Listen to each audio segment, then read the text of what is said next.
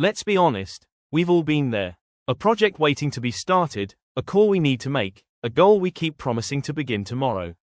We tell ourselves we're just tired, or that the timing isn't right.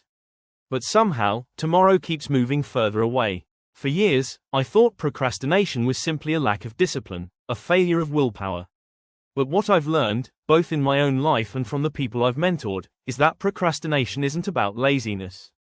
It's about emotion. We procrastinate not because we don't care, but because we care too much. The task in front of us often triggers fear, fear of failure, fear of judgment, fear that we're not good enough to begin. So instead of facing those uncomfortable emotions, our mind does what it's wired to do, it seeks relief. That's why scrolling, snacking, cleaning, or even researching suddenly feels so urgent.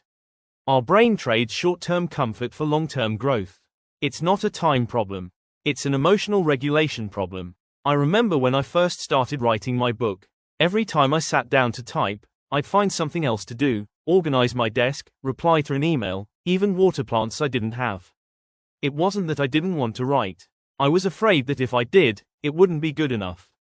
Procrastination, I realized, was my way of protecting myself from disappointment. That was a turning point for me. I began to ask myself a simple question: what am I really avoiding?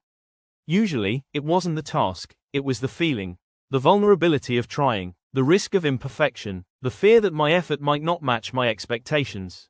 Once you see procrastination for what it truly is, a form of self-protection, everything changes. You stop fighting yourself and start understanding yourself. Here's something I tell my students: the key isn't to wait until you feel ready. The key is to start small, gently, compassionately, even when you don't. Set a timer for 5 minutes. Tell yourself you'll just begin. Most of the time, the resistance fades once you're in motion. Because action quiets fear, and when you inevitably find yourself procrastinating again, because you will, don't label yourself as lazy. Instead, get curious. Ask, what emotion am I trying to escape? You might discover that beneath the delay is a tired soul needing rest, or a perfectionist afraid to be seen. Procrastination isn't your enemy, it's a messenger, showing you where fear and self-doubt still live.